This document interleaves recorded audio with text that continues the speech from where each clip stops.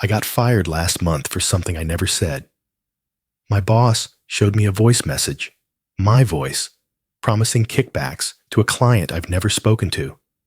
I laughed at first, thought it was a prank. But the voice, it was mine. The cadence, the hesitation, even the sigh I make when I'm tired. It was perfect. Too perfect. And then came the emails I didn't send, the video calls I never joined. Everyone believed it. Everyone except me. The worst part? I built the damn AI that made it possible. And now, the man who used it against me used to call me his best friend. The morning began with the quiet ritual I cherished. I slipped on my jacket while my daughter, Ella, looped her arms around my neck like she always did before school. "You're going to pick me up today, right?" she asked, eyes hopeful. I smiled. "Absolutely. Today's a light day." My wife kissed me on the cheek as I headed out, coffee in hand, unaware that it would be the last normal morning I'd have for a long time. The office buzzed with its usual controlled chaos. Coffee cups, monitors blinking, keyboard chatter. I slipped into my chair and opened my inbox. There was a brief moment of calm as I scanned through messages. Then I froze. A reply from one of our key clients read, "Are you sure about the clause in paragraph 7? That wasn't agreed upon in yesterday's call." I blinked. I hadn't spoken to them in over a week. I scrolled through the chain. There it was, an email from my work account sent at 2:47 a.m., outlining revisions I'd never made, proposing terms I'd never suggest. I stared at it, heart thudding. Was it a hack? A mistake? Before I could process it, my colleague Maya walked by, raising an eyebrow. "You approve contracts in your sleep now." I looked at her, confused. She pulled up a shared dashboard on her tablet. "That deal with Nexus Corp? You greenlit it, time-stamped at 3:04 a.m. She paused. "Everything all right, Ethan?" I didn't answer. I couldn't. Back at my desk, I dug deeper. System logs confirmed it. My credentials had been used, the emails sent from my IP. But I'd been asleep. I knew I had. My smartwatch showed 7 uninterrupted hours of rest, and my phone hadn't moved from my nightstand. I tried to rationalize. Maybe someone spoofed my login. Maybe our system got breached. But why me? That evening at dinner, I picked at my food while Ella babbled about her science project. My wife, Sarah, noticed. "Another long day?" I shook my head. "Just strange things at work." She leaned in, concerned. "Everything okay?" I didn't know what to say. The next morning, a calendar invite blinked on my screen. Urgent HR meeting, 10 a.m. My pulse quickened. When I stepped into the room, both the HR director and our legal advisor were already waiting. Their faces were unreadable. They slid a printed email across the table. "Can you explain this?" It was another message from my account, dated last Thursday, addressed to a competing firm, offering proprietary data in exchange for a consulting offer. I stared at it, horrified. "This isn't me." The HR director raised an eyebrow. "The email header checks out. IP, signature, metadata, all traceable to your terminal.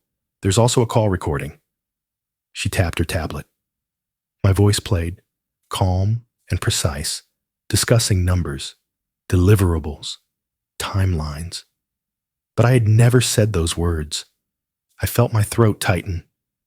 "That's not me. It sounds like me, but—" "Ethan," she interrupted, "this isn't the first instance. 3 clients have reported strange communication. We have no choice but to suspend your access. Effective immediately, pending a full investigation." Just like that, it was over. I walked home that afternoon like a ghost. Ella was coloring at the table. When she looked up and saw my face, she went silent. Sarah asked no questions. She just brought me water and sat beside me. I buried my face in my hands. I couldn't explain something I didn't understand. Later that night, while aimlessly replaying the voice clip in my head, something clicked. There was a slight delay before each sentence. No breathing patterns. A pause where I normally would have stuttered, but it was too clean, too mechanical. It wasn't just a recording. It was generated, synthesized, a deepfake. I pulled out my old laptop, logged into the private server where I'd once tested vocal reconstruction models for a research project. That project had been shelved months ago, too unstable for production. I hadn't touched it since, but the logs didn't lie. 3 weeks ago, someone accessed the repository. Someone downloaded the training dataset. My dataset, my speech patterns, my tones, my pauses. It had all been copied. My voice had been stolen. My wife sat beside me, watching me click through files, her expression unreadable. So, was it really not you? Her voice cracked. I didn't answer. I stared at the monitor, a knot of nausea building in my chest. I clicked into the server's access logs. The IP address wasn't from overseas or hidden behind a proxy. It was local, familiar, and that was when I knew. This wasn't just a technical breach. Someone close to me did this. I barely slept. Every time I closed my eyes, I heard my own voice saying things I never said. The thought that someone had used my own words to destroy me. It stuck to my skin like oil. At dawn, I fired up my laptop again, this time digging through the deep metadata from the AI-generated audio clips. Every file leaves a trail, and this one, despite being engineered to perfection, had a digital signature. Tiny, but there. I isolated the upload path of the training data. The voice clone model had been deployed from a public co-working server just 5 miles from my apartment. The building's network ID popped up in the metadata. It used to be a side office for freelance engineers and AI startups. I'd worked there once, and I wasn't the only one. I cross-referenced recent network users. One IP stood out. Its unique fingerprint had accessed my voice repository 3 months ago, and that IP belonged to Calvin Hayes. Cal, my old friend, my former teammate, a man I once considered the most brilliant mind in our department, and the only person I ever truly trusted at work. My hands trembled. I opened a folder I hadn't looked at in years, old photos from our first product launch. There we were, arms over shoulders, laughing, faces covered in pizza grease after pulling a 36-hour bug fix. I'd vouched for him more times than I could count. When he got passed over for promotion, I told him to keep going. When he almost quit, I convinced him to stay. And now, this? My inbox pinged? A message. No sender, no subject. Just a line of text. I used your voice because you never did. I stared at it, read it again. I couldn't breathe. The rage didn't hit like a storm. It rose slowly, steadily, like water filling a room with no exit. The silence in my apartment felt louder than a riot. It wasn't just betrayal. It was theft, violation, identity murder. I stood by the window, staring out at the city below. Somewhere out there, Cal was living freely, pitching ideas, building products, using my voice. But if he thought I'd stay quiet, he didn't know me anymore. That evening, I told Sarah, everything. The server logs, the IPs, the AI clone. She listened quietly, then asked one question that cut through everything like glass. Was Cal ever your friend? I didn't answer. The next day, I dove deeper. I traced Cal's recent activity, watching public code repositories he'd interacted with, social media footprints, even job listings he bookmarked. He was moving fast, and not just alone. He was working with someone else, someone higher up. A leaked company registry from a Delaware shell startup revealed the name, Greg Anderson. Our former boss. Greg had once shut down my AI ethics proposal, claiming it was too philosophical for investors. He'd always smiled through his teeth. Now, he was listed as an executive advisor on a new synthetic human communications firm, the same tech I'd once pitched. The same dataset Cal had stolen, all under a shiny new name. The system wasn't broken. It was working exactly how they built it, to reward those who lied better than they listened. I considered going public, writing a blog post, sending the logs to the press. But then what? The AI was mine. My name was still in the source code. Cal would point fingers. Greg would spin it. The world would see me not as a victim, but as a reckless creator who lost control of his own invention. And maybe that wasn't entirely wrong. I sat in the kitchen, long after everyone had gone to bed. The lights dimmed. Ella's drawing lay on the table, 3 stick figures holding hands. Daddy, Mommy, me. My name was spelled backward, but she got the heart right. I ran a hand through my hair. What do you do when telling the truth makes things worse? Another email arrived. This one was real. An actual sender. A top-tier investment firm. One I recognized from TechCrunch. They were hosting a closed-door demo day for groundbreaking AI projects. And Cal's name was on the presenter list. I didn't have the luxury of outrage anymore. Not when the man who stole my voice was about to parade it in front of the world. If I wanted justice, I had to move faster and quieter than both Cal and Greg ever expected. So I did the unthinkable. I began rebuilding the very system I once shut down. My old voice training AI, except this time, I wasn't cloning myself. I was cloning Cal. Using scraps of archived Zoom calls, presentation recordings, and podcast interviews, I trained the model to speak exactly like him. The cadence, the smug inflection, the way he said opportunity like it had 16 syllables. I fine-tuned it not just to sound like Cal, but to think like him, to mimic his rhythm of manipulation. Then I fed the clone a test line. Let's just say Ethan won't be a problem anymore. It was perfect, terrifyingly perfect. But this time, the weapon wasn't for deception. It was bait. Late one night, while combing through private data sets left exposed by Cal's prototype site, my script scraped a hidden ledger, an encrypted file disguised as a weather app. When I cracked it open, my screen flooded with payment logs. Tens of thousands of dollars wired in from shell companies to a single offshore account, all under Cal's name. The same man who used to split burritos with me at our desk now had bank transfers labeled voice rights licensing. Urgent. My stomach turned. I closed the laptop and walked quietly into Ella's room. She was sleeping, curled under a blanket that barely covered her feet.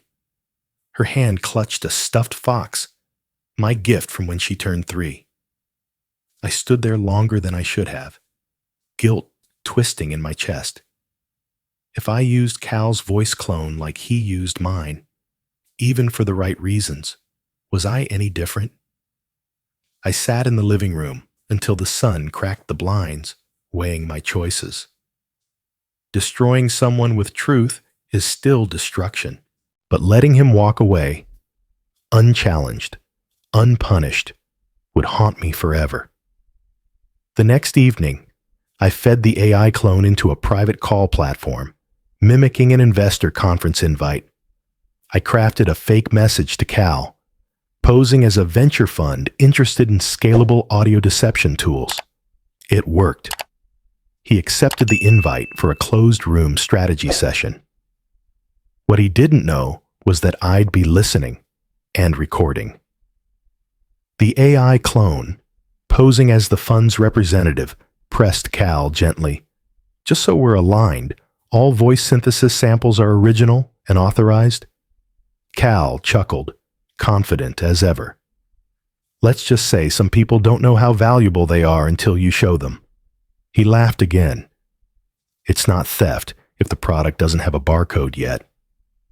That was it. That was all I needed. The next day, a courier delivered a letter with no return address. Inside was a flash drive and a note. If you speak up, Greg will bury you both. Choose carefully. There was no signature, but I knew that tone. Cal never changed. He always threatened through implication, as if consequences were favors. I flew to visit my mother that weekend. I didn't tell her much, just that things were complicated. She didn't ask. She never had to. Instead, she sat across from me with tea and said, "Doing the right thing doesn't require permission, just the stomach to live with it." I smiled, but it didn't reach my eyes. Back home, I received an anonymous email from a name I hadn't heard in years, Sophia Lynn, a former investor who dropped out of Greg's early projects after discovering ethical misalignment. Her message was short. I saw Cal on the demo list. If what you suspect is true, I'll back you. I have my own scars. We scheduled a call. I shared everything: audio clips, server logs, ledger files. When she heard the voice clone of Cal boasting about barcode-free identities, she didn't flinch. She only asked, "Do you trust your case enough to go public?" I did. The pitch event was 1 week away. Cal would be on stage, demoing his AI model. Investors, press, and tech elite would be watching. And so would I, just not in the audience. I was going to live stream the recording, the confession, the payments, everything. Live, unfiltered, irreversible. It wasn't about revenge anymore. It was about truth. The auditorium buzzed with the quiet hum of anticipation. Lights dimmed, murmurs softened, and all eyes turned to the stage.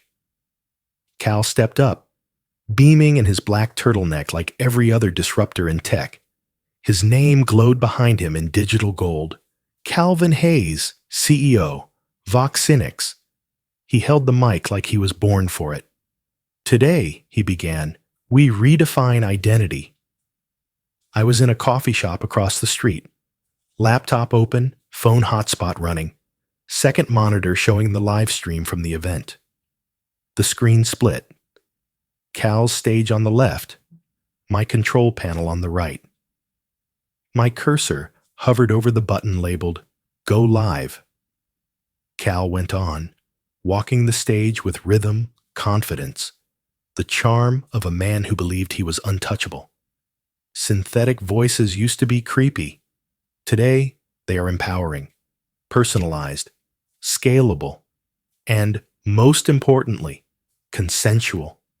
That was my cue. I hit Go Live.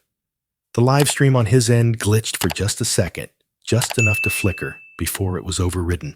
The screen behind Cal changed. His smile froze. The audio cut. Then, the clip played.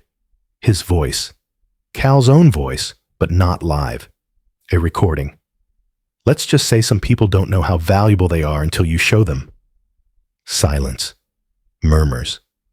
The camera panned the crowd. Confused faces. Shocked whispers. Then came the payments. Line after line of encrypted banking records. Shell company transfers. Voice licensing. Unauthorized sample use. Cal's face drained of color. He stepped back, muttered something into the mic, but the sound was cut. Another screen lit up. My face. Live. I spoke one sentence. I'm Ethan Rhodes, and I didn't give my voice to anyone. The stream ended. Within seconds, my inbox was flooding. Messages, calls, some in support, some in disbelief, some just stunned, but the fallout didn't wait. News outlets picked it up mid-event. Voice theft trended in under 15 minutes. Voxenix's site crashed. Screenshots flooded Twitter. Within an hour, Cal's LinkedIn page was down. And Greg? He vanished. His name was scrubbed from the Voxenix board page before I could even screenshot it. I searched old press releases. His photo was gone, like he'd never existed. But I wasn't done yet. An anonymous post hit an AI developer forum. An internal document from Voxenix marked confidential. It showed that Greg had full awareness of the deepfake capability months before launch. Worse, he'd approved the acquisition of stolen voice models, including mine. His digital signature was on the contract. And then came the whistleblower. A former engineer at Voxenix posted a video confession, face blurred, voice altered. They knew. We warned them. I flagged the data set. They told me to shut up or lose my job. I wasn't the only one. I sat in my living room, staring at the screen, frozen. Sarah entered the room, her eyes wide, holding her phone. It's everywhere, she whispered. Even CNN. Ella ran in, her face glowing with excitement. Daddy, Daddy, they said you're a hero. She leapt into my lap. You're not in trouble anymore, right? I nodded, too choked up to speak. For a moment, I let it sink in. I had cleared my name. I had exposed the truth, but it didn't feel like victory. That night, long after Sarah and Ella went to bed, I heard the doorbell ring. Greg stood on my doorstep. He looked nothing like the man I remembered. Gone was the pressed suit, the perfect hair. He looked older, smaller, like the wind had been knocked out of him and never returned. Can I come in? He asked. I hesitated, then stepped aside. We sat at the kitchen table, the silence between us thicker than the wood. I didn't come to argue, he began. I came to offer a deal. I said nothing. You exposed Cal. Good. He deserved it. But the real damage hasn't started yet. You and I both know what's coming. Lawsuits, investigations, collateral. Families will lose jobs. Careers will die. He reached into his coat and pulled out a folder. I want you on the board of a new company. Clean slate. You'll help build ethical AI, guide policy, make real change. But in return, you stay quiet about the rest. I stared at him. Then he leaned in, voice low. Cal was just a pawn. I built the game. I played the long move. And I don't want to burn it down. Do you? I reached into my pocket and tapped the button on my phone. Recording saved. He leaned back, eyes narrowing. You son of a... I stood up. This is me using my voice. He left without another word. I sat there, alone, heart pounding. I had enough to bring him down. But doing so would cost people, innocent people, their jobs, their stability. What mattered more? Justice or mercy? That question sat with me all night. By morning, I had my answer. I attached every file, every recording, every document, and I hit send to the Federal Ethics Investigation Unit. The fallout came swiftly. Greg was subpoenaed within the week. The federal unit froze his assets, and the startup he quietly backed, now synonymous with voice theft, was officially under investigation. Cal didn't resist arrest. When the agents showed up at his high-rise, he just raised his hands and said, "Took you long enough." The news ran endless headlines, dissecting every contract, every fake voice, every betrayal. They called it The Echo scandal. My name was mentioned often, but I never stepped in front of a camera. I ignored interview requests, politely declined offers to speak on tech panels. Everyone wanted a soundbite, a hero story, but I wasn't interested in applause. I'd spent too long chasing justice to trade it now for vanity.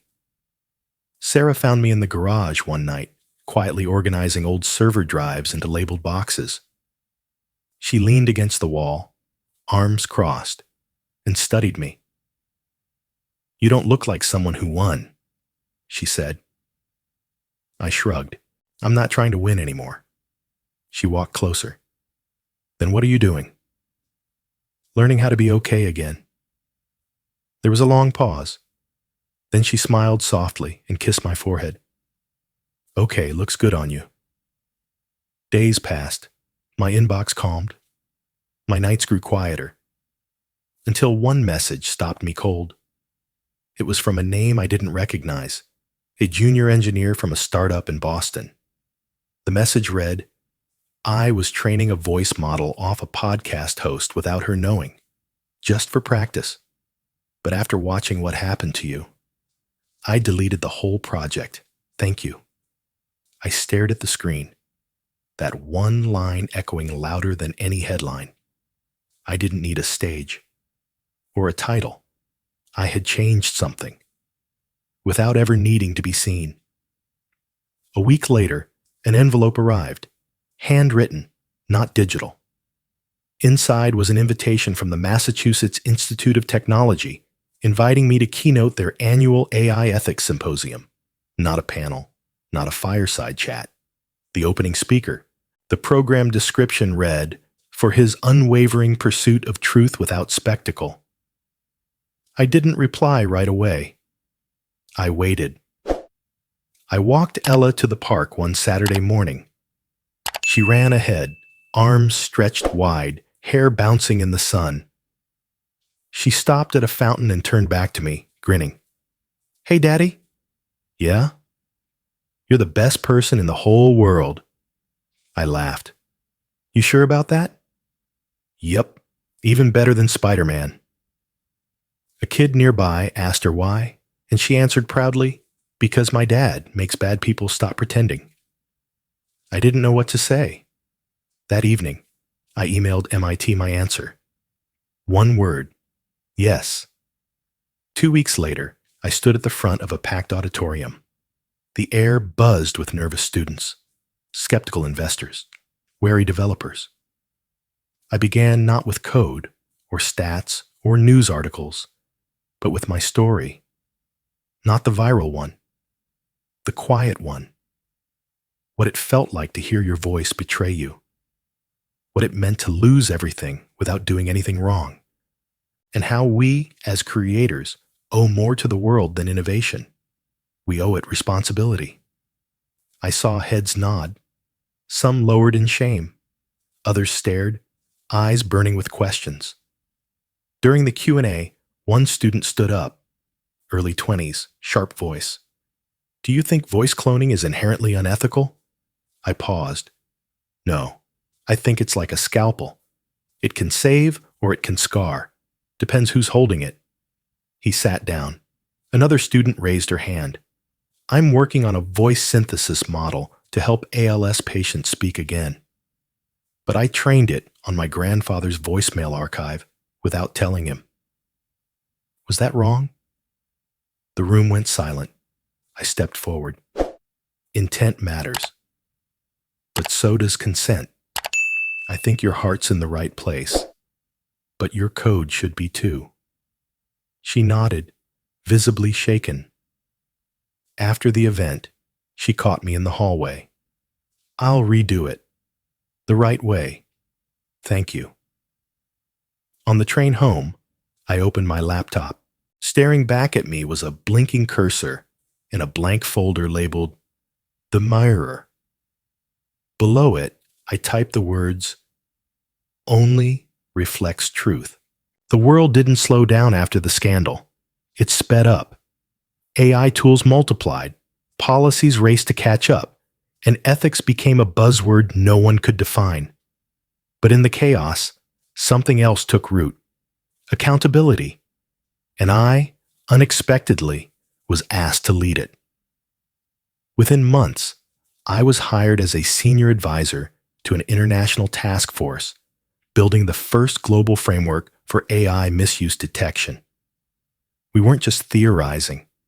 We were developing real tools: algorithms to trace synthetic voices, watermarks for generated content, machine learning firewalls to stop misuse before it spread.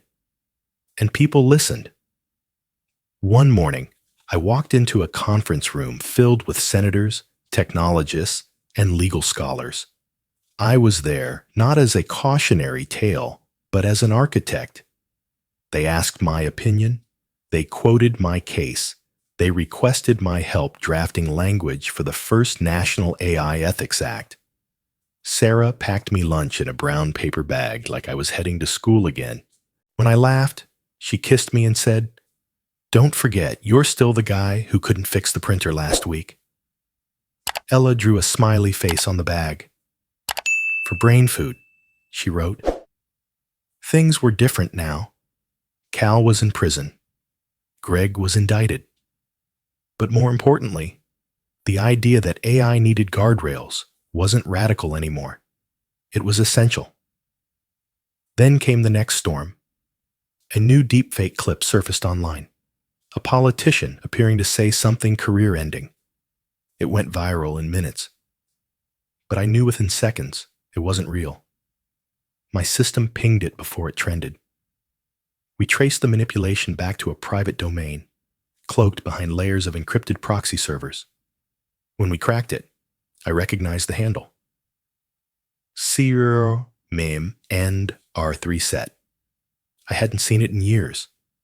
Back when I worked with Cal, that was the username his little brother used in gaming tournaments. Lucas Hayes, the prodigy in the shadows. I dug deeper. Lucas had been off-grid since high school. No social presence, no publications. But the skill level was undeniable. He'd built a new voice generator from scratch, one that beat every watermark we'd deployed. The only thing that gave him away? He trained it on my voice, not as an attack, but as a test. He wanted to finish what Cal started. I notified authorities, but I didn't ask for retaliation. I asked for outreach. I requested that Lucas be approached, not as a criminal, but as a warning. Because power in the wrong hands doesn't start with malice. It starts with silence. And then came the invitation, a letter, formal, heavy seal, to speak at the United Nations General Assembly. Mr. Rhodes, we invite you to share your experience and perspective on the international regulation of synthetic media. Your voice, authentic and symbolic, is needed. I stood in front of that podium, lights flooding my vision, heart steady, the flags of over 100 nations behind me. The delegates leaned forward. I took a breath and said, "My voice was taken from me once. It spoke lies I didn't choose, but today I use it willingly to protect the rights of those who haven't yet been heard." The silence that followed was louder than applause. Back home, the quiet returned. Not the hollow kind, but the full kind, the kind you earn. I spent the next 6 months compiling everything I'd learned. Not code, not case studies, but philosophy, consequence, boundaries. I titled it, Ethics of the Echo, a Guide for the Next Generation. Ella caught me one night, hunched over my keyboard, editing chapter 12. She was wrapped in her favorite blanket, eyes half closed. "You done being a superhero?" she mumbled. "Almost." She climbed onto my lap, rested her head on my chest, and fell asleep before I could answer. I carried her to bed, tucked her in, and whispered. I kept my promise. Days later, I got an email. No subject, no sender. But this time, it wasn't a threat. A link led me to a music track. Soft piano layered under a hauntingly familiar voice. My voice, but not twisted, not fake. Spoken lines from my speech at MIT, set to music, reimagined into something healing. The uploader? Anonymous. I listened twice before smiling. Maybe, just maybe, someone had used AI for beauty. And maybe, just maybe, that was okay. Because the problem was never the technology. It was how we chose to hold it.